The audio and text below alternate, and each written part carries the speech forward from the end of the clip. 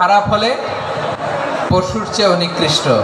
তার মানে শ্রেষ্ঠত্বে মানুষ শ্রেষ্ঠত্বে ফেরেশতাকে হার মানায়, আর অধপতনে শ্রেষ্ঠত্বে ফেরেশতাকে ছাড়িয়ে যায়, আর অধপতনে পশুকেও হার মানায়। আই রিপিট, আমি আবারও বলছি, মানুষ শ্রেষ্ঠত্বে ফেরেশতাকে ছাড়িয়ে যায়, আর অধপতনে সে পশুকেও হার মানায়। আওয়াজ করে বলতে হবে ঠিক কি না?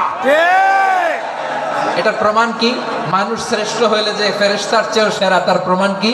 আল্লাহ তাআলা বলছেন, ওয়া ইয কুলনা লিল মালাইকাতি ইসজুদু লি আদম ফাসাজাদু ইল্লা ইবলিস আবা ওয়াস্তাকবারা ওয়া কানা মিনাল কাফিরিন।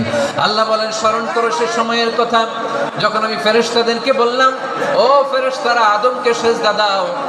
সব ফেরেশতারা সম্মান সূচক সিজদা আদমকে দিল। তারা আদমের জন্য সিজদায় লুটিয়ে পড়লো, একজন ছাড়া, তার নাম ইবলিস। আওয়াজ করে বলেন, তার নাম কি? সে অহংকার প্রদর্শন করলো, সে কাফের হয়ে গেল। বাকি সব ফেরেশতারা সিজদা দিল। সুবহানাল্লাহ। আবার আদম আলাইহিস সালামকে আল্লাহ জিজ্ঞেস করলেন, সব বলে দিল উত্তর, কিন্তু ফেরেশতাদেরকে একই প্রশ্ন জিজ্ঞেস করলেন, তারা উত্তর করতে পারে নাই। তার মানে এর মধ্য দিয়ে প্রমাণিত হয়, মানুষ ভালো হলে ফেরেশতার চেয়েও ভালো, ফেরেশতার চেয়েও মানুষের মর্যাদা বাড়িয়ে দিয়েছে কে? সব নূরের ফেরেশতা যখন মাটির আদমকে সিজদা দেয়, এটা প্রমাণ করে ফেরেশতার চেয়েও মানুষের মর্যাদা বাড়িয়ে দিয়েছে কে? তুমি মাটির আদমকে প্রথম সৃষ্টি করিয়া ঘোষণা করিয়া দিলে শ্রেষ্ঠ বলিয়া, তাই তো নূরের ফেরেশতা করে আদমকে সেজদা। ঠিক কিনা বলেন? তাই তো নূরের ফেরেশতা করে আদমকে সেজদা। সবার চেয়ে সম্মান দিলে মাটির আদমকে। আল্লাহু আল্লাহু তুমি জাল্লে জালালুহু, শেষ করা তো যায় না গে তোমার গুণগান। পড়েন না? পড়েন। আল্লাহু আল্লাহু তুমি জাল্লে জালালুহু, শেষ করা তো যায় না গে তোমার গুণগান। আল্লাহু আল্লাহু আল্লাহু আকবার। আদমের মর্যাদা বেশি, মানুষের মর্যাদা বেশি। মানুষ শ্রেষ্ঠ, তার প্রমাণ নূরের ফেরেশতা মাটির আদমকে সিজদা করে। আওয়াজ করে বলেন ঠিক কি না?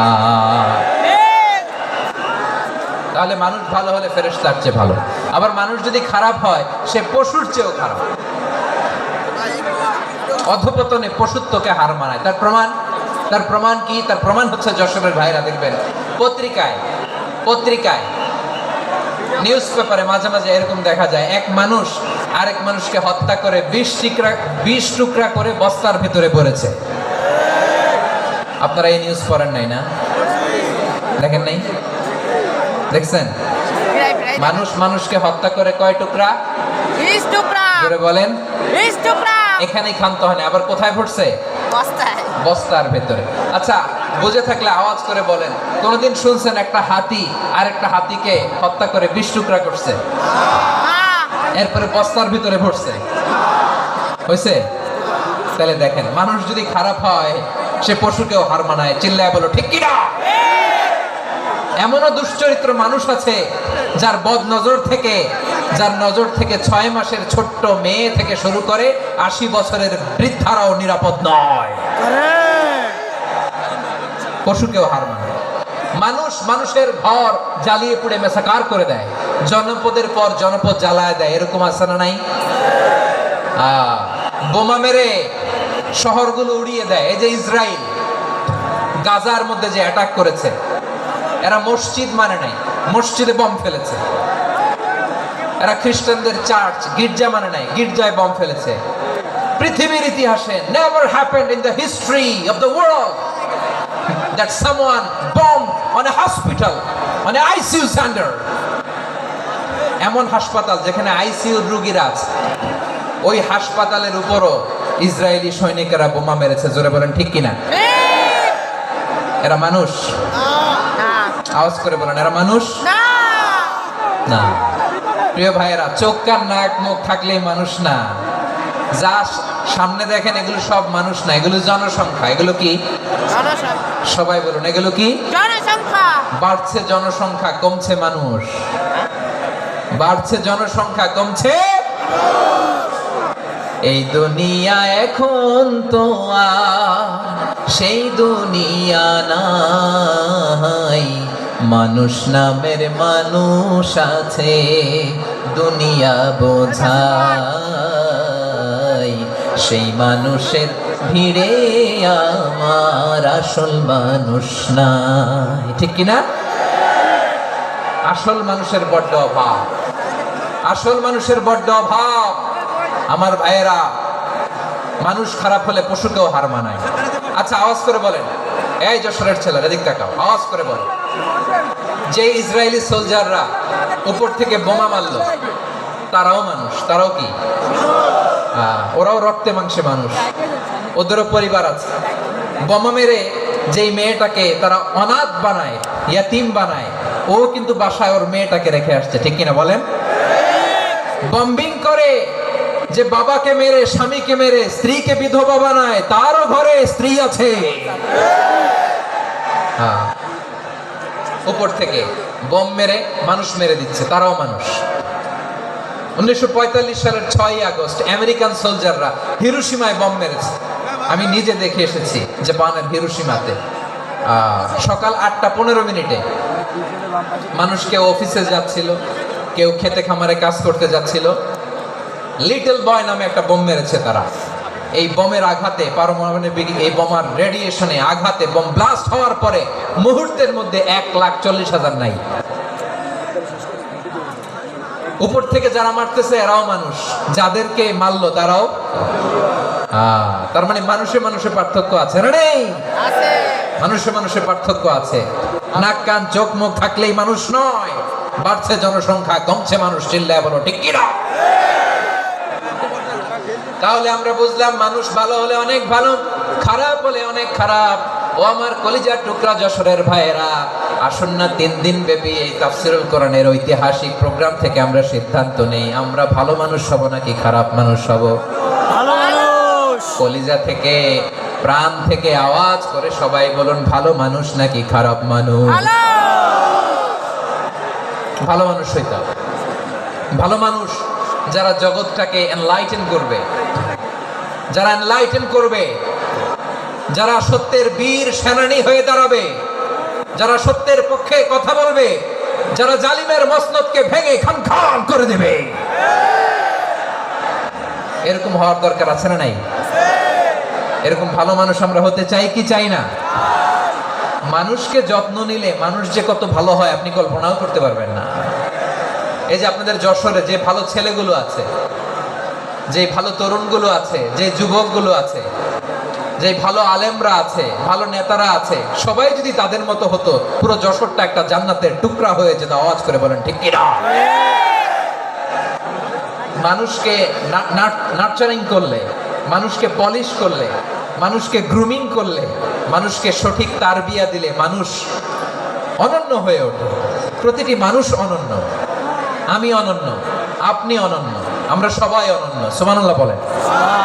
মানুষকে আল্লাহ তাআলা দিয়েছেন অসীম ক্ষমতা, অসীম ক্ষমতা। সুবহানাল্লাহ। একটা মানুষ পারেন এমন কিছু নাই, একটা মানুষ পারেন এমন কিছু নাই। বিশ্বাস করতে হবে, মানুষ যা কল্পনা করতে পারে ওইটা মানুষ করে দেখাতে পারে। কারেক্ট। যশোরের ভাইয়ের, আই রিপিট, আমি আবারও বলছি, এই চিল্লাচিল্লি করলে আমার এই গুরুত্বপূর্ণ কথা তোমরা মিস করবা, মিস করবা।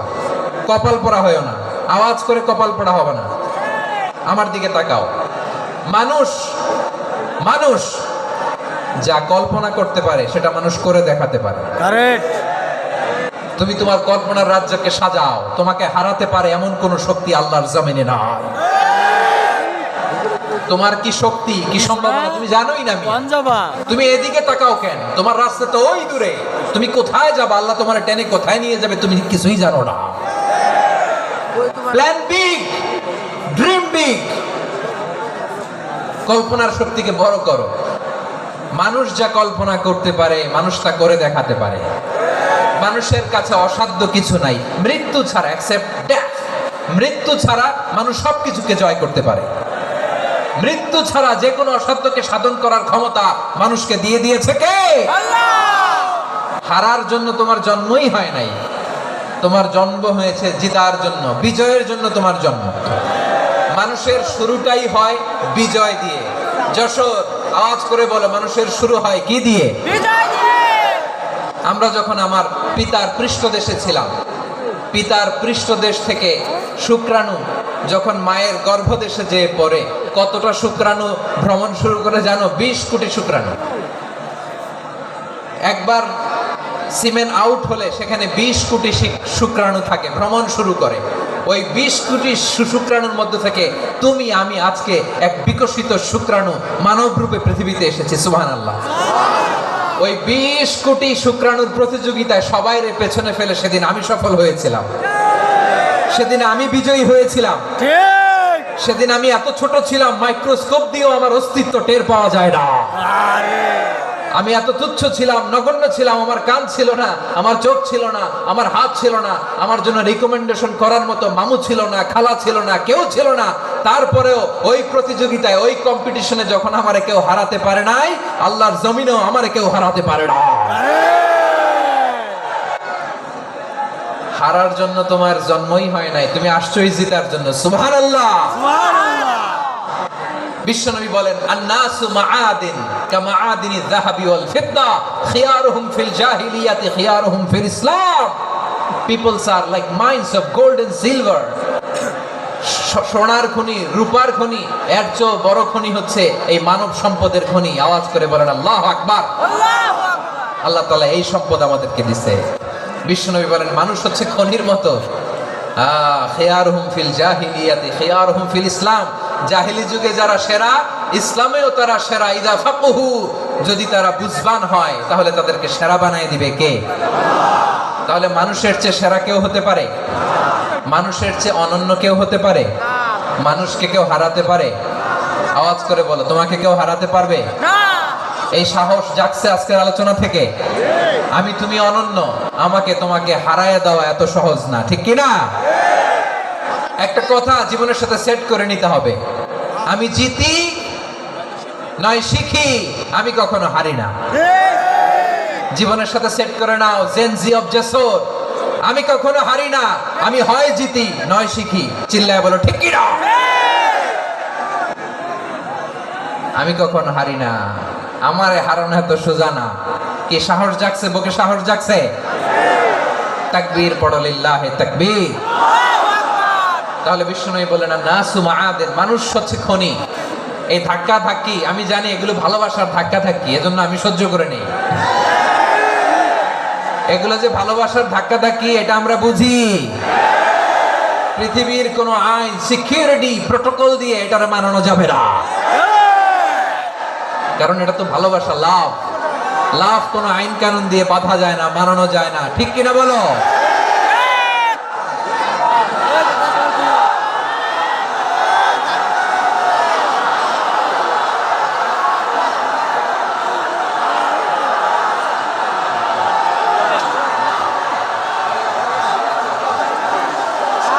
ঠিক আছে, বসুন বসুন বসুন। আল-নাসু মাআদিন, মানুষ হচ্ছে খনি। এই খনির যত্ন নিতে হবে। আমার মা বাবা যারা এসেছেন, আপনার ছেলে মেয়ের যত্ন নেন। আপনার ছেলের মধ্যে যে কি পটেনশিয়াল আপনি জানেন না। আপনার এই ছোট্ট অবুঝ ছেলেটাই আগামী দিনের শায়েখ আহমদুল্লাহ হবে। আপনার হেফজখানায় পড়া ওই ছোট্ট ছেলেটাই আগামী দিনের আল্লামা মামুনুল হক হবে। আপনার ওই ছেলেটা আমির হামজা হবে, আব্দুল হাই সাইফুল্লাহ হবে। এভাবে বড় বড় আলেম হবে, তারা যুগ শ্রেষ্ঠ আলেম হবে। সেই একদিন এই বাংলাদেশের পার্লামেন্টে যে বক্তব্য দিয়ে যশোরের পক্ষে কথা বলবে। আপনি জানেন না, কাউকে ছোট করবেন না, আপনি ওর কনফিডেন্স আপনি কমাবেন না, আপনি কমাতে পারেন না। প্যান্ডেলে আমার যে মা বোনেরা আছেন, ছেলে মেয়েদেরকে কখনো ছোট করে কথা বলবেন না। ও যে কোথায় যাবে আপনি জানেন না, আপনি মা হয়ে তাকে সাহস দিবেন, তার কল্পনার জগৎটাকে সাজাতে তাকে উৎসাহিত করবেন, ঠিক কিনা বলেন? আর আমার প্যান্ডেলের আমার প্রিয় শ্রদ্ধাশীলা মায়েরা বোনেরা, আপনারা তো আরো দামি শব্দ। বিশ্বনবী বলেন, আর দুনিয়া কুল্লুহা মাতা। আল্লাহ আল্লাহ আল্লাহ। বিশ্বনবীর কথার ওজন দেখেন, আর দুনিয়া কুল্লুহা মাতা। ওয়া খায়রু মাতাঈদ দুনিয়াল মারআতুস সালিহা। বিশ্বনবী বলেন, দুনিয়া যা দেখো সব আল্লাহর দেওয়া অ্যাসেট, মানে সম্পদ। আর এত অ্যাসেটের ভিড়ে সবচেয়ে শ্রেষ্ঠ সম্পদ হচ্ছে নেককার নারী। সুবহানাল্লাহ। ভাইয়েরা, বোনের সাথে খারাপ আচরণ করো না। সন্তান, মায়ের সাথে খারাপ আচরণ করো না। আমাদের মায়েরা আমাদের asset, they are our priceless asset. কারণ এই মায়েদের পেটে এসেছে আল্লাহর ওলিরা, এই মায়েদের পেটে এসেছে খান জাহান আলী, এই মায়ের পেটে এসেছে শাহজালাল ইয়ামানি, এই মায়ের পেটে এসেছে আল্লাহর সব নবীরা। নাকি নবীরা আকাশ থেকে ধপ করে জমিনে নেমে আসছে?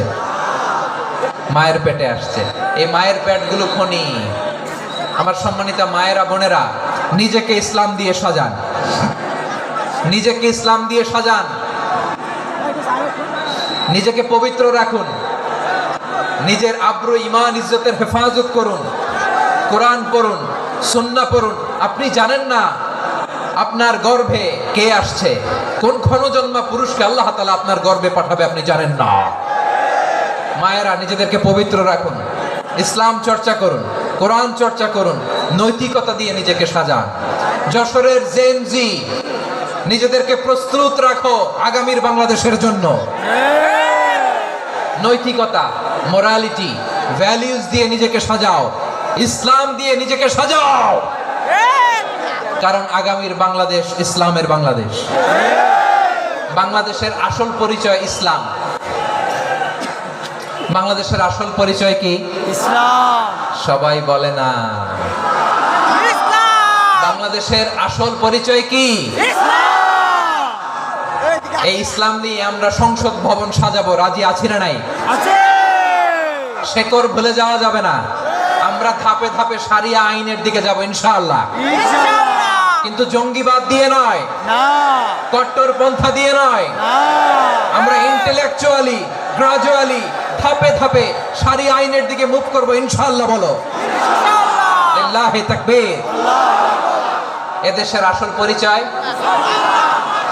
সবাই বলে না, আওয়াজ করে, এদেশের আসল পরিচয় ইসলাম। এদেশে আজান শুনে সূর্য ওঠে শহর গ্রামে, এদেশে আজান শুনে সূর্য ডোবে সন্ধ্যা নামে, এদেশে সকল কাজে সবাই বলে বিসমিল্লাহ, এদেশে ভালো কিছু দেখে শুনে হাসি মুখে সবাই বলে মাশা আল্লাহ। সুবহানাল্লাহ, সুবহানাল্লাহ, সুবহানাল্লাহ, সুবহানাল্লাহ, সুবহানাল্লাহ, সুবহানাল্লাহ, সুবহানাল্লাহ, সুবহানাল্লাহ। ও নবীন তরুণ, তোমার কিসের এত ভয়? জেনে রেখো বাংলাদেশের আসল পরিচয়। বাংলাদেশের আসল পরিচয় ইসলাম। আওয়াজ তুলে বলো, আসল পরিচয় কি? এদেশে পরস্পরে দেখা হলে দেয় সালাম, এদেশে আমজনতার হৃদয় জুড়ে পাক্কা আলাম। ঠিক না? এদেশে বিপদ এলে সর্বজনে সর্বক্ষণে দোয়া পড়ে ইন্না লিল্লাহ, সুবহানাল্লাহ, সুবহানাল্লাহ, সুবহানাল্লাহ, সুবহানাল্লাহ। এদেশে আজান শুনে সূর্য ওঠে শহর গ্রামে, এদেশে আজান শুনে সূর্য ডোবে সন্ধ্যা নামে, এদেশে সকল কাজে সবাই বলে বিসমিল্লাহ, এদেশে ভালো কিছু দেখে শুনে হাসি মুখে সবাই বলে মাশা আল্লাহ। সুবহানাল্লাহ, আওয়াজ করে সুবহানাল্লাহ, সুবহানাল্লাহ, সুবহানাল্লাহ, সুবহানাল্লাহ। সবাই একসাথে সুবহানাল্লাহ, সুবহানাল্লাহ, সুবহানাল্লাহ, সুবহানাল্লাহ। এদেশের আসল পরিচয় কি? আওয়াজ করে বলতে ভয় লাগে। এদেশের আসল পরিচয় কি? ইসলাম দিয়ে আমাদের সংসদ ভবন চলুক, আমরা চাই কি চাই না? বঙ্গভবনে লা ইলাহা ইল্লাল্লাহর পতাকা উড়ুক, আমরা চাই কি চাই না? প্রতিটি জেলা অফিসে, ডিসি অফিসে লা ইলাহার পতাকা ঝুলুক, আমরা চাই কি চাই না? কারা কারা চাই হাত তুলে আল্লাহরে দেখা।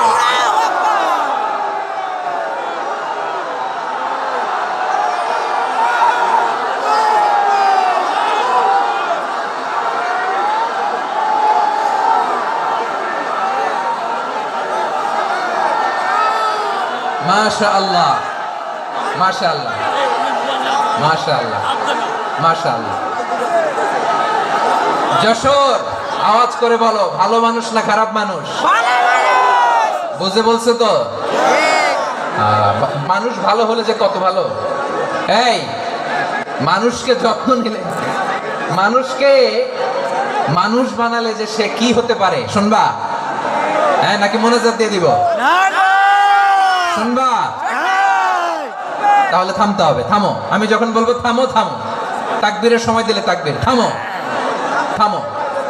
মানুষকে যত্ন নিলে, এই এদিকে এদিকে, ড্রোন নামায় ফেলো। হয়েছে, ড্রোনের ফুটেজ হয়ে গেছে, এবার ড্রোন নামায় ফেলো। আমার দিকে তাকাও। মানুষকে, তোমরা এদিক সেদিক তাকালে তো গুরুত্বপূর্ণ পয়েন্ট মিস হয়ে যাবে। এদিকে এদিকে, হ্যাঁ মাস, ঠিক আছে। মানুষকে যত্ন নিলে মানুষের মধ্যে যারা কি পটেনশিয়াল রেখেছে। আমি জাপানের দুইটা উদাহরণ দেই। জাপানের, এই এই এভাবে এভাবে হবে, হয় বসো নয় পেছনে, কথা নাই, কথা তো বলাই যাবে না, হারাম কথা বলা আজকে, একেবারে চুপ। আজকের জন্য হারাম করে দিয়েছে আমি এই কিছু সময়ের জন্য, একেবারে নিষিদ্ধ। জাপানের দুইটা উদাহরণ দেই, খেয়াল করে একটু শুনেন, বুঝবেন। আল্লাহ, 2022 সালে জাপানের সাথে জার্মানির খেলা, ফিফা ওয়ার্ল্ড কাপ 2022। এক পক্ষে জাপান, আরেক পক্ষে কোন দেশ? কথা শুনে নাই। এক পক্ষে কোন দেশ? আরেক পক্ষে? সবাই এক পক্ষে, আরেক পক্ষে। ওই খেলায় জিতেছিল জাপান, জিতেছিল 22 সালের এই ফিফা ওয়ার্ল্ড কাপে জাপান ফুটবল খেলায় জিতে, as a part of their celebration তারা খেলার পরে পুরো স্টেডিয়ামটারে ক্লিন করে। The fan base of Japan, lakh lakh মানুষ খেলা দেখতে যায়, তো এত ডাস্টবিনও তো নাই। তো যারা ডাস্টবিনে জায়গা পায় নাই, তারা এই যে চকলেটের প্যাকেট, পানির বোতল, চিপসের প্যাকেট তারা এদিকে সেদিকে রেখে দিয়েছে। জাপানের ভক্তরা, জাপানের ফলোয়াররা, as a part of their celebration তারা খেলার পরে পুরো স্টেডিয়ামের সব ময়লা আবর্জনা ক্লিন করে তারপরে বিদায় নিয়েছে। তাদেরকে কি ক্লিন করার দায়িত্ব দেওয়া হয়েছিল? এই যশোর, জাপানের যে ছেলেরা খেলা দেখতে গেছিল ওদেরকে কি ক্লিন করার দায়িত্ব দিছিল? তারা কি স্টেডিয়ামের পরিচ্ছন্নতা কর্মী? তাদের আকল, তাদের সিক্স সেন্স তাদেরকে বলেছে। ছোটবেলা থেকে জাপান গভর্নমেন্ট ওদেরকে এত পরিচ্ছন্নতা শেখায়, ক্লিনলিনেস অ্যাওয়ারনেস ক্যাম্পেইন করায়।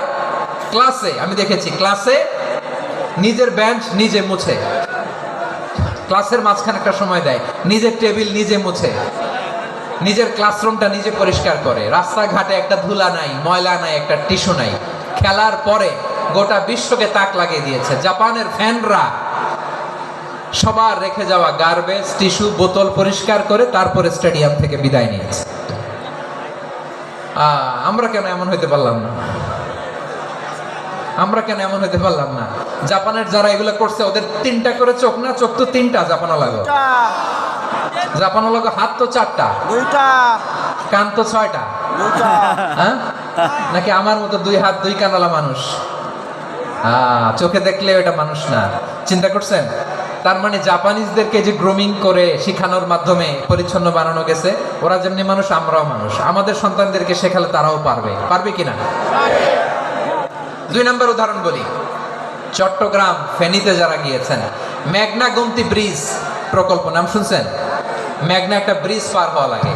এই মেঘনা গোমতী, এখানে 3টা ব্রিজ কাঁচপুর সহ, এই 3টা ব্রিজের নির্মাণ কাজ, রেনোভেশনের কাজ দেওয়া হয়েছিল জাপানের একটা কোম্পানিকে। কাকে? জাপানের কোম্পানি। নির্মাণ শেষে 738 কোটি টাকা বেঁচে গেছিল, এটা গভর্নমেন্টের হাতে দিয়ে তারা বিদায় নিয়েছে। কত টাকা? 738 কোটি টাকা। যত প্রাক্কলিত ব্যয় নির্ধারণ করা হয়েছে সব টাকা সরকার, তৎকালীন সরকার 2019-এর সরকার, কারা ছিল তো জানেন? এই 2019-এর সরকার তাদেরকে দিয়েছে। তারা রিনোভেশন নির্মাণ শেষে 738 কোটি টাকা অতিরিক্ত বেঁচে গেছিল, এটা আবার গভর্নমেন্টের হাতে বুঝাই দিয়ে তারা বিদায় নিচ্ছে। আমরা কেন এমন হইতে পারলাম না? জাপানের ওরাও মানুষ, আমরাও মানুষ। তার মানে মানুষে মানুষে পার্থক্য আছে না নাই? আচ্ছা, জাপানের 2টা উদাহরণ দিলাম, এবার আমার দেশের 2টা উদাহরণ দিব না? বাংলাদেশের দুটো উদাহরণ দেয়। 1 নম্বর উদাহরণ, গত সপ্তাহে আপনারা জানেন কক্সবাজারে আমার একটা প্রোগ্রাম ছিল, তো হেলিকপ্টারে গিয়েছিলাম। ফেনী জেলা যখন পার হচ্ছি আমি দেখলাম 3টা উইন্ড মিল চিনেন তো, বিশাল পিলার, 3টা-4টা পাখা থাকে, বায়ু বিদ্যুৎ কেন্দ্র, বাংলাদেশের প্রথম বায়ু বিদ্যুৎ কেন্দ্র এটা, মুহুরী প্রজেক্ট বলে এটা সম্ভবত, মুহুরী প্রজেক্ট। তো সাগরের বাতাসের ঝাপটায় এটা ঘুরে এনার্জি হয়, ইলেকট্রিসিটি উৎপাদন হয়। তো আমি পাইলটকে বললাম, ভাই এগুলো থেকে কেমন ইলেকট্রিসিটি উৎপাদন হয়? কয় হুজুর একটুও হয় না, কিছুই হয় না। কিছুই হয় না মানে? বলে হুজুর বাংলাদেশে যত উইন্ড মিল আছে এটার পাখা একটাও ঘুরে না। আল্লাহ, বলেন কি? তাহলে যে কোটি কোটি টাকা ব্যয় করে যে উইন্ড মিল, কয় হুজুর ভিতরে ফিটফাট, উপরে ফিটফাট, ভিতরে সদরঘাট। তার মানে কোটি কোটি টাকা দিয়ে এই উইন্ড মিল বানায়, এখানে কিছু নাই। দুর্নীতির আড্ডাখানা, আখড়াখানা বাংলাদেশ, ঠিক কিনা বলেন? আয় রে, জাপানিজরাও মানুষ, আমরাও মানুষ। আমার এক নিকটাত্মীয় সরকারি চাকরিজীবী, উনি আমাকে বললেন, বাংলাদেশের আরেকটা উদাহরণ দেখ, উনি আমাকে বললেন যে প্রতি বছর আমাদের অফিসের ফার্নিচার চেঞ্জ করে। আমি বললাম প্রতি বছর ফার্নিচার চেঞ্জ করে কেন? বলে যে ফার্নিচার নতুন পারচেজ করলেই তো এখানে টাকা, নতুন কিনতে পারলেই টাকা, নতুন উন্নয়নের সবক শোনাতে পারলেই টাকা। প্রথম আলোর রিপোর্ট, কি আলো? প্রথম আলোর রিপোর্ট, গত 15 বছরে উন্নয়নের নামে লুটপাট হয়েছে প্রায় 3.25 লাখ কোটি টাকা। কার রিপোর্ট? প্রথম আলো। আমাদের বানানো কথা? প্রথম আলোর রিপোর্ট। গত 15 বছরে কারা ছিল জানেন তো? হ্যাঁ, শুধু ওনাদেরকেই দোষ দিয়ে লাভ নাই। স্বাধীনতার পর থেকে শুধু শাসকের হাত বদল হয়েছে, আমরা কিছু পাই নাই, ঠিক কিনা বলেন? শুধু ওনাদের দোষ দিয়ে কি লাভ? একদল খাইছে, আরেক দল খাওয়ার জন্য রেডি হয়ে আছে। আমরা এরকম চাই না। আমরা চাই স্বাধীন সার্বভৌম বাংলাদেশ, আমরা চাই দুর্নীতিমুক্ত বাংলাদেশ। আমি নিউজটা যে কতবার পড়লাম, এটা কি সম্ভব? 3.25 লাখ কোটি টাকা লুটপাট, মানে লুটপাট করতে করতে এদেশের জনগণকে ফুটপাতে বসাই দিচ্ছে। প্রিয় ভাইরা, জাপানের মানুষও মানুষ, আমরাও মানুষ। সিদ্ধান্ত আপনার, কোন মানুষ হবেন, ভালো মানুষ না খারাপ মানুষ? আজকের আলোচনার বিষয় হচ্ছে মানব সম্পদের উন্নয়ন, human resource development. It's a process to increase the capacity of knowledge, skill, capacity of the people of a country. একটা দেশের মানুষের জ্ঞান, তাদের দক্ষতা কি করে বাড়ানো যায়, বাড়িয়ে দেশের উন্নয়ন করানো যায়, এটাই হচ্ছে মানব সম্পদ উন্নয়নের মূল কথা। তাহলে মানব সম্পদ হচ্ছে একটা দেশের সবচাইতে শক্তিশালী পুঁজি। প্রাকৃতিক সম্পদ, খনিজ সম্পদের চেয়েও দামি হচ্ছে মানব সম্পদ। আমার প্রিয় যশোর, প্রাকৃতিক সম্পদ, খনিজ সম্পদের চেয়ে দামি সম্পদ কি সম্পদ? আল্লাহ তাআলা দয়া করে আমাদেরকে এই মানব সম্পদ দিয়েছেন। আসুন আমাদের এই মানুষগুলোকে আমরা সোনার মানুষ বানাই। রাজি আছেন তো সবাই? রাজি আছেন? মানুষ পারে না এমন কোনো কিছু নাই, চাইলে সব পারে। এজন্য মানুষকে তারবিয়া দিতে হবে, যথাযথভাবে তাদেরকে গড়তে হবে। আসুন আমরা সিরাতের আয়নায় বিশ্বনবীর জীবনী থেকে দেখি তিনি কিভাবে হিউম্যান রিসোর্সকে ম্যানেজ করতেন। যদি আপনাদের সময় হয়, দু একটা উদাহরণ দিয়ে আজকে আমি আমার আলোচনা বিদায় নিব। হবে সময় হবে কয়েক মিনিট? হ্যাঁ, শান্ত থাকবেন তো? শান্ত থাকবা? হ্যাঁ, ঠিক আছে। এই ধাক্কার মধ্যে ঢুকছে, এবার মজা বুঝতেছো তো? হ্যাঁ, মানা করছিলাম না? ঠিক আছে, টের পাও। হ্যাঁ, ঠিক আছে। যে আওয়াজ করবে আমি ওকে দেখতেছি, কে কে আওয়াজ করে দেখতেছি। শেষ কথা, শেষের দিকে চলে আসছি। বিষ্ণু ইসলাম কিভাবে হিউম্যান রিসোর্সকে ম্যানেজ করতেন, মজার কথা আছে কয়েকটা, বলে বিদায় নিব। বিশ্বনবী কিভাবে এই মানব সম্পদকে ম্যানেজ করতেন। বিশ্বনবী he was a very good talent hunter, চৌকস ট্যালেন্ট হান্টার ছিল। কার মধ্যে কি ট্যালেন্ট আছে দেখলেই বুঝে ফেলতেন। সুবহানাল্লাহ পড়বেন না? কি নবী আমরা পেয়েছি। He was a very good talent hunter. আমার নবী তিনি চৌকস ট্যালেন্ট হান্টার ছিলেন। কার মধ্যে কি প্রতিভা বের করতেন, ওই প্রতিভাকে ইসলামের কল্যাণে কাজে লাগাতেন। সুবহানাল্লাহ বলেন। যাকে যেই জায়গায় সেট করলে ভালো হবে তাকে ওই জায়গায় সেট করতেন। কয়েকজন সাহাবীর জীবনী শোনাই। আবু মাহজুরা রাদিয়াল্লাহু তাআলা আনহু মক্কার মুয়াজ্জিন, আগে ছিল মুশরিক পরে হয়েছে মুমিন। উনি কিভাবে মুমিন হইলেন এই ঘটনাটা একটু আপনাদের শোনাতে চাই। তো আপনাদের তো সময় নাই হাতে, সময় আছে? এই জেনজি শেষ করে দিল আজকের প্রোগ্রামটা। 1 ঘন্টা ধাক্কা ধাক্কি করে কেমনে দাঁড়ায় আছে আমি বুঝলাম না। সকাল 10টায়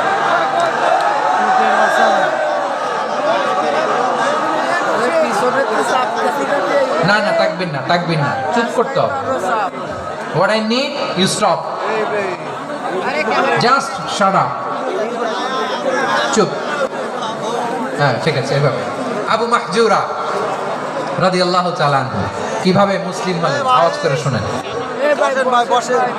হুনাইনের যুদ্ধ 8ম হিজরি, বিষ্ণু ইসলাম হুনাইনের যুদ্ধ শেষে ফিরতেছেন। পথিমধ্যে বেলাল রাদিয়াল্লাহু তাআলা আনহু, এই যে আবার কথা, এই রে আল্লাহ রে, এখানে ধাক্কা থাকি কেন? চলে যাও, পেছনে যাও, যাও পেছনে যাও। কি আজীব তামাশা, যেখানে যায় এখানে ধাক্কা ধাক্কি, মারামারি, গায়ের উপরে কাঁধের উপরে শাউটিং।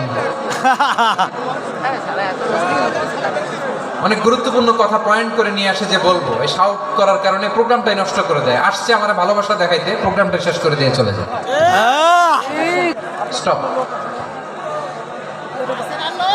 আবার কথা বলো, স্টপ। হুনাইনের যুদ্ধে 8ম হিজরি, কত হিজরি সবাই বলেন না একটু, কত হিজরি?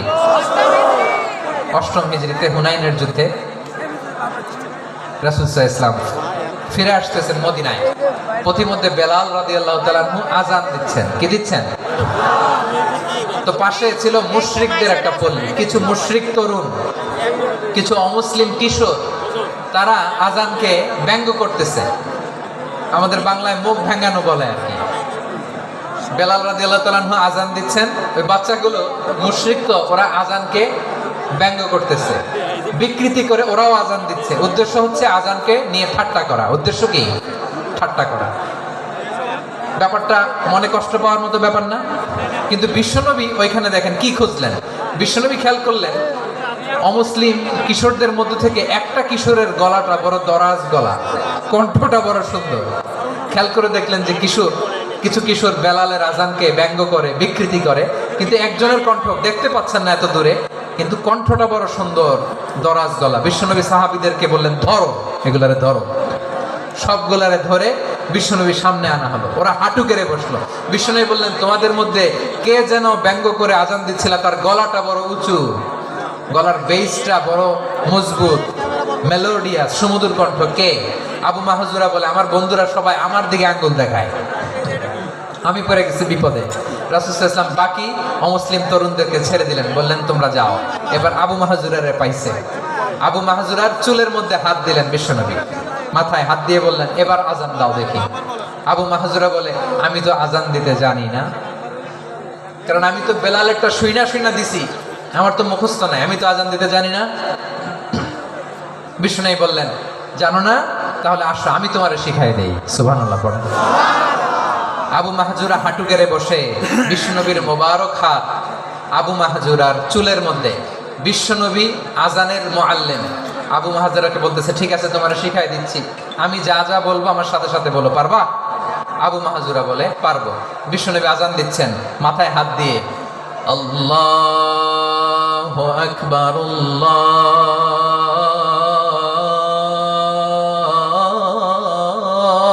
আল্লাহু আকবার। আবু মাহজুরা এই বাক্যটা পড়লেন। বিশ্বনবী দ্বিতীয় বাক্য পড়তে আরম্ভ করলেন, আল্লাহু আকবার,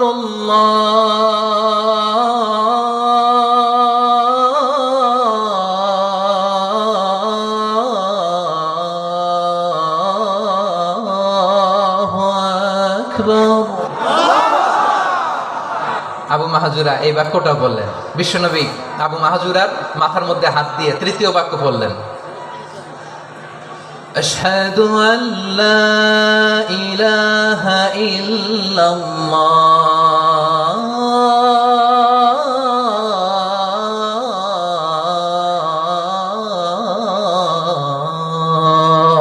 আল্লাহু আকবার।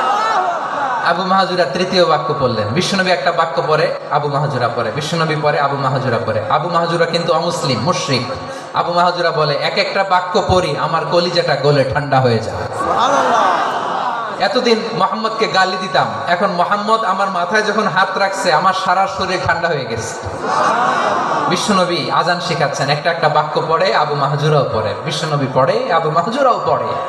পুরো বাক্যগুলো যখন শেষ, আজান শেষ, আবু মাহাজুরাও যখন পুরো আজান পড়লেন, আবু মাহাজুরা বললেন, এতদিন মোহাম্মদের চেহারা দেখলে আমার ঘৃণা লাগতো, আজ থেকে মোহাম্মদের চেহারার চেয়ে প্রিয় চেহারা আমার কাছে নাই। আবু মাহাজুরা বললেন, ও মুহাম্মদ, আজানের বাক্য তো আপনি আমারে শেখালেন, এখানেই শেষ করবেন না, আপনি আমারে পড়ায় দেন লা ইলাহা ইল্লাল্লাহু মুহাম্মাদুর রাসূলুল্লাহ সাল্লাল্লাহু আলাইহি ওয়াসাল্লাম। বিশ্বনবীর সাথে দাঁড়িয়ে উনি শাহাদা পড়ে মুসলমান হয়ে গেলেন। এবার আবু মাহাজুরা বলে, ইয়া রাসূলুল্লাহ, ইয়া হাবিবাল্লাহ, আমি মুমিন হয়েছি, মুসলমান হয়েছি, আপনার কাছ থেকে আজান শিখার সৌভাগ্য আমি লাভ করেছি নবী। আমার কণ্ঠের বড় তারিফ করেছেন, আপনি আমার আজানকে আপনি পছন্দ করেছেন। একটা জিনিস আপনার কাছে চাই, আপনি আমাকে মক্কার মসজিদুল হারামের মুয়াজ্জিন হিসেবে অ্যাপয়েন্ট করে দে। বিষ্ণু ইসলাম বললেন, যাও আবু মাহজুরা, আমি তোমাকে পৃথিবীর শ্রেষ্ঠতম মসজিদ মক্কার মসজিদুল হারামের মুয়াজ্জিন হিসেবে অ্যাপয়েন্ট করে দিলাম। দেখছেন কিভাবে ট্যালেন্ট হান্টিং করতে হয়, কিভাবে হিউম্যান রিসোর্স মানব সম্পদকে ব্যবহার করতে হয়। আসছিল আজানকে ভেঙাইতে, আসছিল কেন?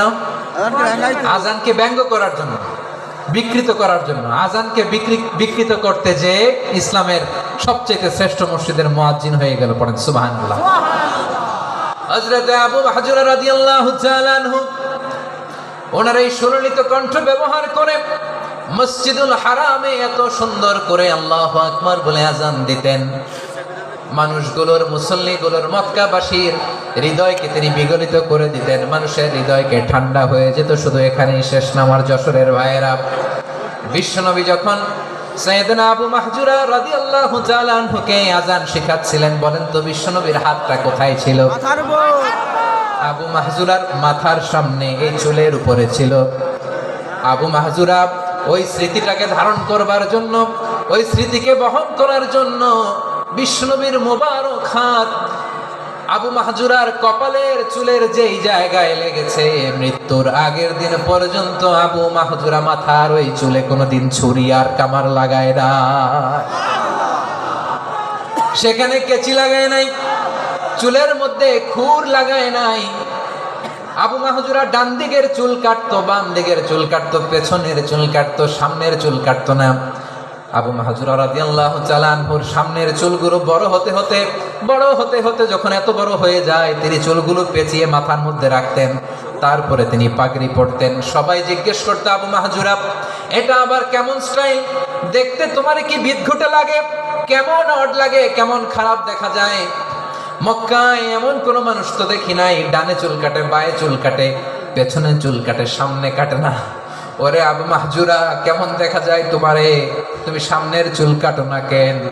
আবু মাহজুরা বলে, আমি হাঁটু গেড়ে পেয়ারা নবীর সামনে বসেছিলাম, আমার এই মাথার চুলের মধ্যে মুবারক হাত লাগিয়ে বিশ্বনবী নিজে আমাকে আজানের প্রতিটা বাক্য শিক্ষা দিয়েছেন। বিশ্বনবীর মোবারক হাত, পবিত্র হাত আমার মাথার চুলের যে জায়গায় লেগেছে, আমি চাই ওই চুলগুলা নিয়ে আমি আমার কবরের ভিতরে যাব। সাইয়েদনা আবু মাহজুরা রাদিয়াল্লাহু তাআলা আনহু ইন্তেকালের আগের পর্যন্ত মাথার সামনের চুলগুলা কাটে নাই। মাথার সামনের চুল তিনি কাটেন নাই। সুবহানাল্লাহি বিহামদি। কেমন ভালোবাসতেন বিশ্বনবী সাহাবীদেরকে, সাহাবারা কেমন ভালোবাসতেন বিশ্বনবীকে। সামনের চুলগুলো বড় হতে হতে এত বড় ছিল, পেঁচিয়ে রেখে পাগড়ি পরতেন, কাটতেন না। নবীর হাত লেগেছিল। সুবহানাল্লাহ পড়েন। তাহলে হোয়াট ইজ দ্য লেসন?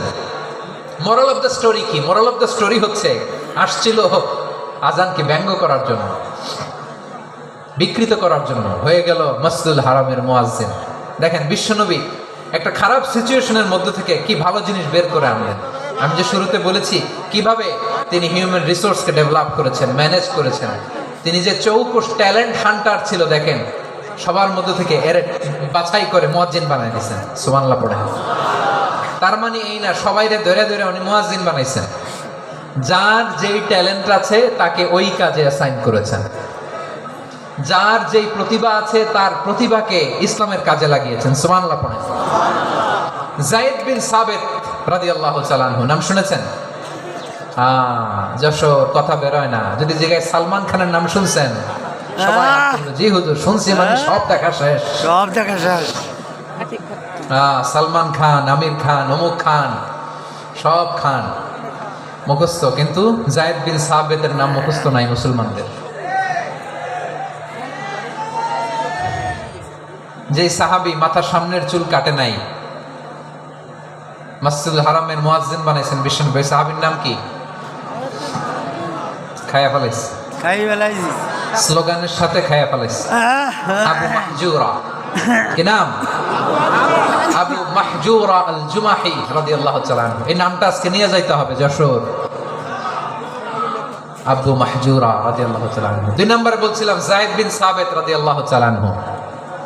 বিশ্বনবী দেখলেন মদিনার এই আনসারী সাহাবী হাইলি ট্যালেন্টেড, ইন্টেলেকচুয়াল, মেরিটোরিয়াস, জ্ঞানের প্রতি তার আকর্ষণ, মারাত্মক আকর্ষণ। বিশ্বনবী তাকে দায়িত্ব দিলেন, কোরআন যা নাজিল হয় তুমি লিখো, কাতিবুল ওয়াহি বানায় দিলেন। সুবহানাল্লাহ। যায়েদ বিন সাবিতরে আবার আজান শিখার নাই, কারণ তার মধ্যে বিশ্বনবী প্রতিভা দেখেছেন, একাডেমিক প্রতিভা। বিশ্বনবীর একাডেমিক প্রজেক্টগুলো তিনি হ্যান্ডেল করতেন। যায়েদ বিন সাবিত ছিল বিশ্বনবীর ব্যক্তিগত সচিব।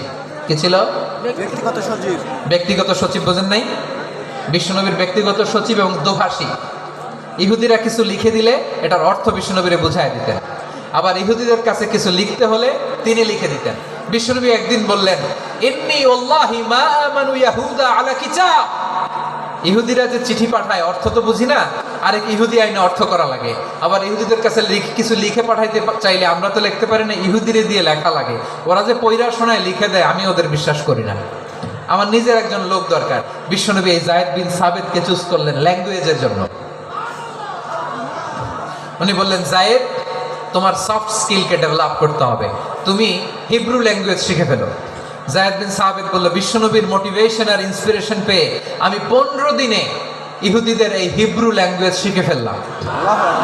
শুধু শিখে ফেললাম না, হাত্তা হাদিকতু, even I became master in the language. এই ভাষা আমি পারদর্শী হয়ে গেলাম। এরপরে ইহুদিরা চিঠি লিখে পাঠালে আর কোনো ইহুদি ডাকা লাগতো না, আমি নবীর এটার অর্থ শুনে পরে বুঝাই দিতাম। আবার ইহুদিদের কাছে চিঠি লেখা লাগলে আমি যায়েদ বিন সাবিত চিঠি লিখে দিতাম। সুবহানাল্লাহ। দেখেন এত সাহাবীর মধ্য থেকে বিশ্বনবীর একাডেমিক প্রজেক্ট, ব্যক্তিগত সচিব, দোভাষী হিসেবে তিনি যায়েদ বিন সাবিতের মতো তরুণকে নির্বাচিত করেছেন। কেমন ট্যালেন্ট হান্টার ছিল আমার নবী। সুবহানাল্লাহ পড়বেন না? বিশ্বনবীর ইন্তেকালের পরে সাইয়েদনা আবু বকর রাদিয়াল্লাহু তাআলা আনহু যখন খলিফা হয়ে আসলেন, কোরআনকে সংকলনের দায়িত্ব দেয়া লাগবে, কোন সাহাবীকে দিবেন? সব সাহাবারা মিলে পরামর্শ করলেন। সাইয়েদনা আবু বকর, ওমর সবাই মিলে বিশাল কোরআন সংকলনের গুরু দায়িত্ব বিশ্বনবীর ব্যক্তিগত সচিব, বিশ্বনবীর দোভাষী, বিশ্বনবীর সিলেক্ট করাইলো যায়েদ ইবনে সাবিত রাদিয়াল্লাহু তাআলা আনহুকে দিয়েছে। কোরআনের কবি তো আজকে এখানে রাখে নাই। এই যে আজকের যে কোরআন পড়েন, এটা আগে এরকম ছিল না। কোরআন নাজিল হলে সাহাবারা চামড়ার, ওটের চামড়ায় লিখে ফেলতো, ওটের চ্যাপ্টা হাড্ডির মধ্যে লিখে ফেলতো, গাছের গুড়ির মধ্যে লিখে ফেলতো, বিভিন্ন জনের কাছে ছড়ানো ছিটানো ছিল। আবু বকর রাদিয়াল্লাহু তাআলা আনহু একসাথে করলেন, পরবর্তীতে উসমান রাদিয়াল্লাহু তাআলা আনহু একসাথে করলেন। 114 সূরার এখন এই মুসহাফ, এই কম্পাইলেশন, এই কপি আমরা পেয়েছি, যার হিউজ কন্ট্রিবিউশন ছিল। এই পুরো কোরআন কম্পাইলেশনের প্রজেক্ট ম্যানেজার ছিল যায়েদ বিন সাবিত রাদিয়াল্লাহু তাআলা। কোরআন কম্পাইলেশনের প্রজেক্ট ম্যানেজার। দেখেন ওনারে মাথায় হাত দিয়ে আজান শিখায় নাই। সুবহানাল্লাহ কইবেন না? তাহলে প্রথম সাহাবী আবু মাহজুরাকে মুয়াজ্জিন বানাইলেন, যায়েদ বিন সাবিতকে ব্যক্তিগত সচিব আর দোভাষী বানালেন, মুসআব ইবনে উমাইর রাদিয়াল্লাহু তাআলা আনহুকে ইসলামের প্রথম অ্যাম্বাসেডর বানালেন। তাহলে তৃতীয় নাম্বার একজন সাহাবীর নাম বলছি, মুসআব ইবনে উমাইর। মুসআব কি নাম? নামটা কেমন লাগে? এই কয়েকজনের ভাল লাগে, বাকিদের ভাল লাগে না? ভাল লাগে? এই এই আর কয়েকটা মিনিট দেওয়া যাবে না আমাকে আল্লাহর রাস্তায়? হ্যাঁ ঠিক আছে, আমি তোমাদেরকে ভালোবাসা দেখাবো, দোয়া করবো যদি চুপ থাকো, একেবারে চুপ, কষ্ট সহ্য করো, বাকিরা যা সওয়াব পাবে তোমরা ডবল পাবা, যেহেতু কষ্ট বেশি, কিন্তু চুপ। 3 নম্বর সাহাবীর নাম মুসআব। এই ধাক্কাধাক্কি কেন, ধাক্কাধাক্কি কেন রে ভাই? না না না, এরকম হইলে আসবো না যশোর, আমি আর আসবো না। হয় পিছনে চলে যাও, নাহলে চুপ, ধাক্কাধাক্কি নেই। 3 নম্বর সাহাবীর নাম মুসআব। কি নাম? He was the first ambassador in Islam. ইসলামের প্রথম ডিপ্লোম্যাট, প্রথম কূটনৈতিক, ইসলামের প্রথম কূটনৈতিক, ইসলামের প্রথম ডিপ্লোম্যাট, প্রথম অ্যাম্বাসেডর মুসআব ইবনে উমাইর। মক্কার তরুণ যুবক, উনি পারফিউম লাগাইলে মানুষ দেখলেই বুঝতো এটা মুসআব লাগাইছে। এমন ড্যাশিং ফেসের ছিল, এমন স্মার্ট ড্যাশিং ফেস, এমন পার্সোনালিটির মানুষ ছিল মুসআব রাদিয়াল্লাহু তাআলা আনহু। কারণ যিনি ইসলামের স্পোকম্যান হবেন, মুখপাত্র হবেন, তার স্মার্ট হওয়ার দরকার আছে না নাই? আকাবার প্রথম শপথ যখন হলো, তাদের সাথে বিষ্ণু ইসলাম মদিনাতে একজন মুখপাত্র পাঠালেন, ডিপ্লোম্যাটকে পাঠালেন, অ্যাম্বাসেডর অফ ইসলাম, তিনি হচ্ছেন মুসআব ইবনে উমাইর। পড়েন সুবহানাল্লাহ। বিশ্বনবী দেখলেন সে অনেক স্মার্ট, তার ডেডিকেশন আছে, সিনসিয়ারিটি আছে, এবং মদিনায় যে আউস খাজরাজ গোত্রের নেতাদের সাথে ডিল করতে হবে, ইহুদিদের সাথে ডিল করতে হবে, ওখানে একজন পাক্কা জানু খেলোয়াড়ের দরকার আছে না নাই? মুসআব ইবনে উমাইর রাদিয়াল্লাহু তাআলা আনহু, ওনাকে বিষ্ণু ইসলাম চুজ করলেন। এবং বিষ্ণু ইসলামের এই চুজিংটা, এই সিলেকশনটা এত সুন্দর ছিল, তিনি মদিনাতে যে বিশ্বনবী আসার আগেই মদিনার জমিনকে তিনি উর্বর করে ফেলছেন। প্রতিটা ঘরে ঘরে কালিমার দাওয়াত তিনি পৌঁছায় দিয়েছেন। জুমার বিধান নাজিল হয়েছে, কিন্তু মক্কায় পরিবেশ নাই জুমা পালনের। বিষ্ণু ইসলাম একজনকে দিয়ে খবর পাঠালেন, যাও মদিনায় মুসাবকে যে বলো, মুসাব তো আমার শিক্ষক, আমার স্পোকম্যান, মদিনাতে যেন তারা জুমা কায়েম করে। বিশ্বনবীর আগেই মুসআব মদিনার মুসলিমদেরকে নিয়ে মদিনায় প্রথম জুমা কায়েম করে ফেলছে। কোন সুবহানাল্লাহ।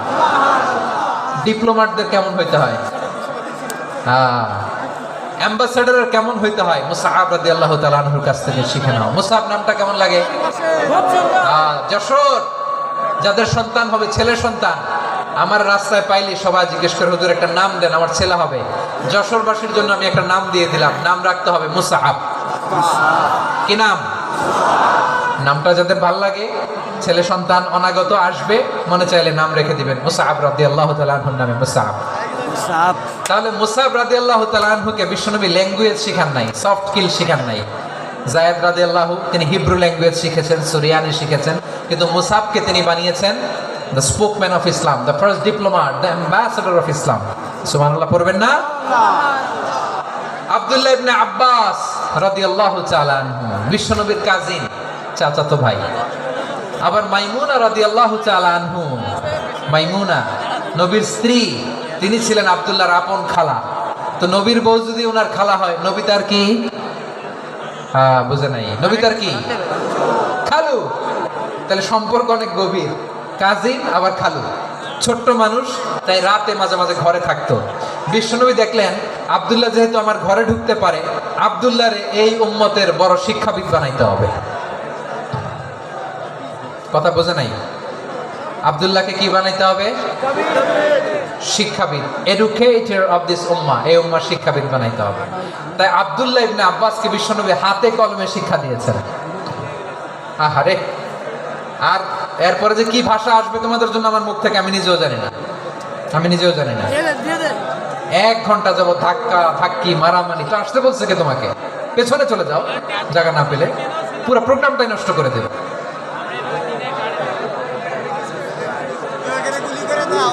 জি, আমার দিকে তাকান, আমি শেষ করে দিচ্ছি। হবে না, ইন্টেলেকচুয়াল আলোচনা এখানে হবে না, আমি বুঝতে পারছি, আমি শেষ করে দিচ্ছি।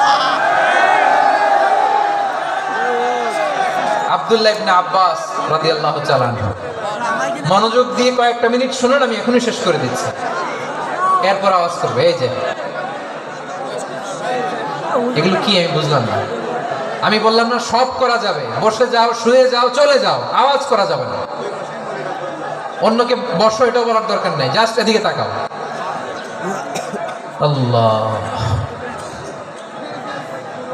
আব্দুল্লাহ ইবনে আব্বাস রাদিয়াল্লাহু তাআলা আনহু, ওনাকে বিশ্বনবী হাতে কলমে শিক্ষা দিয়েছেন, যেহেতু উম্মতের শিক্ষাবিদ হবেন, এডুকেটেড হবেন। তো বিশ্বনবী রাতে যখন তাহাজ্জুদ পড়তেন, ছোট্ট আব্দুল্লাহ ঘরে থাকতো, বুঝতে পেরেছেন? ছোট্ট মানুষ তো ঘরে থাকতো। তো বিশ্বনবী তাহাজ্জুদের জন্য একবার দাঁড়িয়েছেন, ছোট্ট আব্দুল্লাহ ওযু করে দাঁড়াইছে।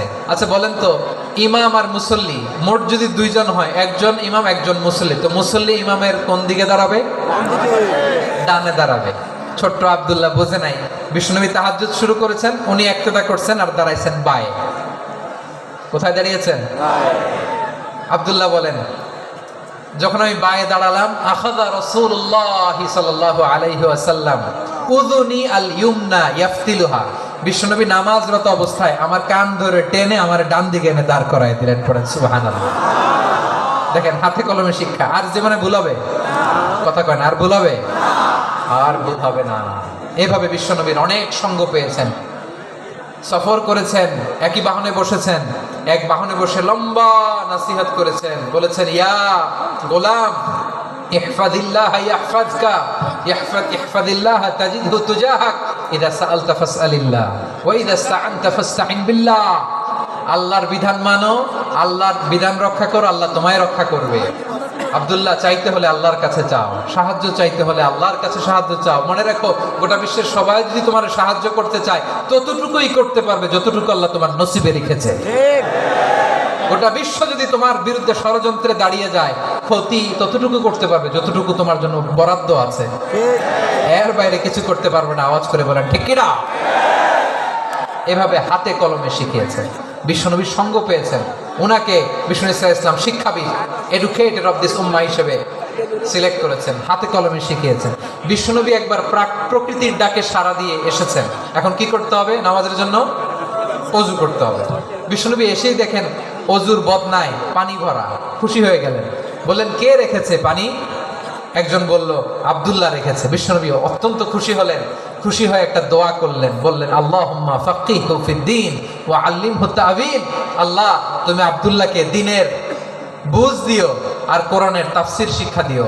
বিশ্বনবীর এই দোয়া এমন লাগছে, উনি রাইসুল মুফাসসিরিন, এই পৃথিবীতে যত মুফাসসির ছিল, যত মুফাসসির আসবে, সকল মুফাসসিরের সম্রাট হিসেবে স্বীকৃত হয়েছেন আব্দুল্লাহ ইবনে আব্বাস। বিশ্বনবী ওনারা আজান শিখান নাই, বিশ্বনবী ওনারা ল্যাঙ্গুয়েজ শিখান নাই, বিশ্বনবী ওনারা অ্যাম্বাসেডর বানান নাই, হাতে কলমে শিক্ষা দিয়েছেন। ছোট্ট মানুষ বিশ্বনবী ইন্তেকাল করলেন, আবু বকরের সময় গেল, ওমরে ফারুকের খেলাফত, তখনও তিনি তরুণ। ওমরে ফারুক রাদিয়াল্লাহু তাআলা আনহু ওনার ক্যাবিনেট মিনিস্ট্রির বৈঠকে এই আব্দুল্লাহ ইবনে আব্বাসকে পাশ দিয়ে বসায় রাখতেন। বয়স্ক সাহাবারা এটা পছন্দ করতো না, তারা বলতো, ঘটনা কি? আব্দুল্লাহর মতো ছেলে নাতি আমাদের আছে, এরা কেন রাখে ওমরে ফারুক? ওমরে ফারুক এটা টের পেলেন, তিনি বুঝতে পারলেন যে ক্যাবিনেট মেম্বাররা এটা পছন্দ করে না, ছোট্ট আব্দুল্লাহরা কেন রাখি, কেন যে রাখি, এটা একদিন বুঝাবো।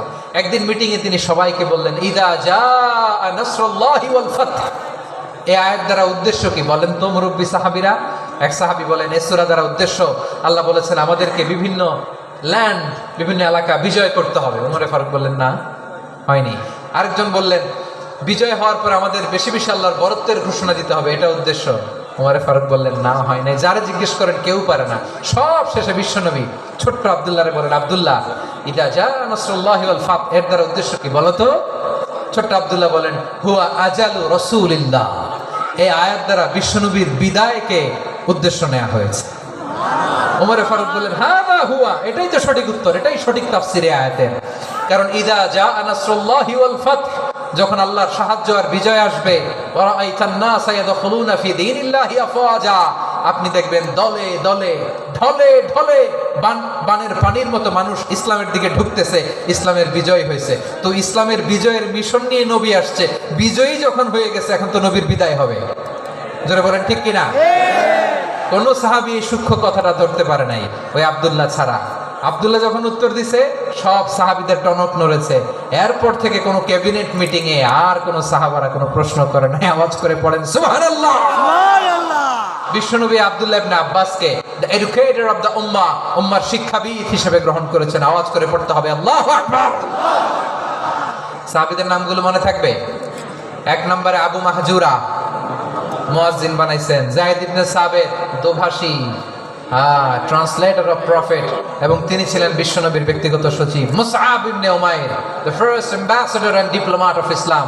আব্দুল্লাহ ইবনে আব্বাস, এই উম্মার সবচেয়ে বড় এডুকেটর, শিক্ষাবিদ। আরেকজন ছিল আব্দুল্লাহ ইবনে মাসউদ রাদিয়াল্লাহু তাআলা। দুই আব্দুল্লাহ, আব্বাস গেল, আরেকজন হচ্ছে মাসউদ।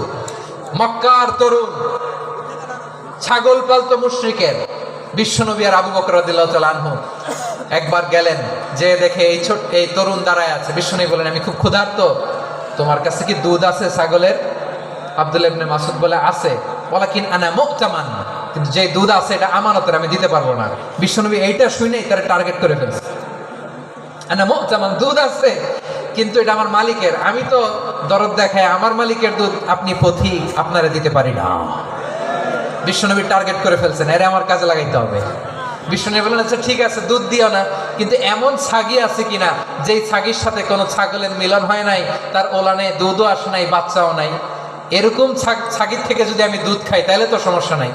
বলতেছে, এরকম ছাগির থেকে দুধ খাইলে সমস্যা নাই, কারণ এরকম ছাগির ওলান থেকে দুধ আসবেও না। বলতেছে, ঠিক আছে, এরকম একটা ছাগি নিয়ে আসা হলো। বিশ্বনবী বিসমিল্লাহ বলে ওই ছাগির ওলানে হাত দিলেন। হাত দিতে দেরি, পুরো ওলানটা দুধে ভরে যেতে দেরি হয় না। বিশ্বনবী আর আবু বকর রাদিয়াল্লাহু তাআলা আনহু দহন করে পেট ভরে খেলেন।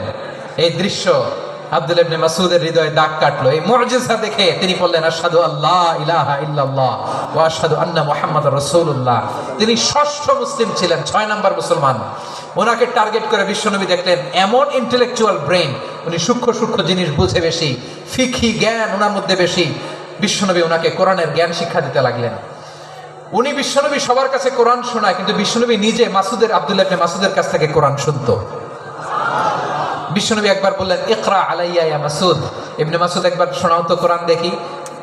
আব্দুল্লাহ ইবনে মাসউদ বলে, আকরাউ আলাইকা ওয়া আলাইকা উনজিল। নবী, আপনার উপর কোরআন নাজিল হয় আর আমি আপনার সামনে কোরআন পড়ব। বিশ্বনবী বললেন, ইন্নী উহিব্বু আন আসমাআহু মিন গায়রি। আমি নিজে পড়তে যেমনি ভালোবাসি, অন্য পড়ুক আমি শুনবো, এটাও আমি ভালোবাসি। সুবহানাল্লাহ। সূরা নিসা তিনি তেলাওয়াত করে শুনিয়েছেন। এমন সূক্ষ্ম সূক্ষ্ম বিষয় বিশ্বনবী ওনাকে ধরিয়ে দিয়েছেন। উনি হয়ে গিয়েছেন, আব্দুল্লাহ ইবনে আব্বাস হয়েছেন রাইসুল মুফাসসিরিন, ওই হয়ে গিয়েছেন ফাকিহুল উম্মাহ। ওনার চাইতে বড় ফকি এই পৃথিবী আর দেখবে না। চিল্লায় বলেন সুবহানাল্লাহ।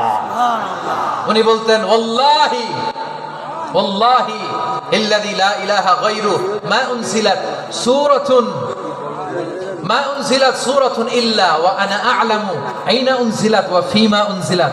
বিশ্বনবী এমন ভাবে কোরআনের দার্স আমাকে দিয়েছেন, কোরআনে যত সূরা নাজিল হয়েছে, যেখানে নাজিল হোক না কেন আমি জানি এটা কোথায় নাজিল হয়েছে এবং কোন প্রেক্ষাপটে নাজিল হয়েছে।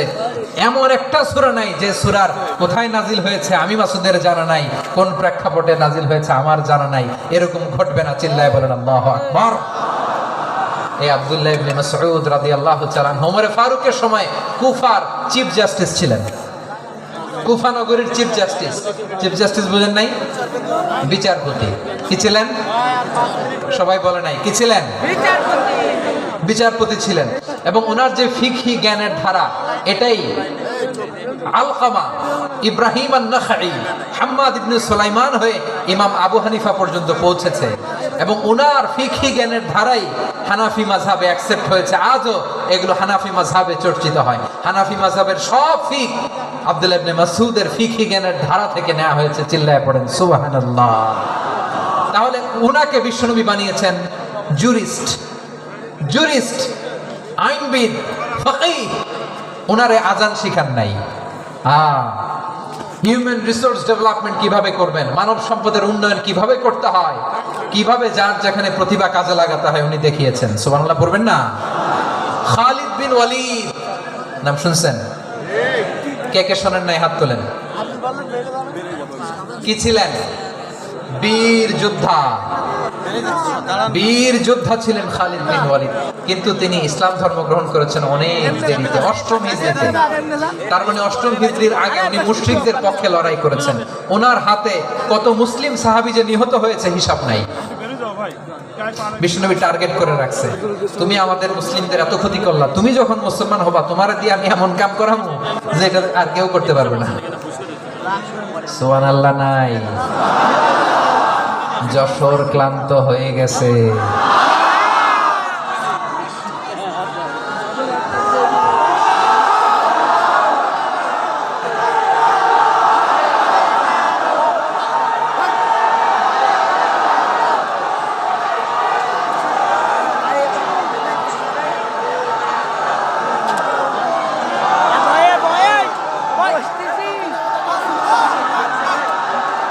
মাশাআল্লাহ, বসুন বসুন বসুন।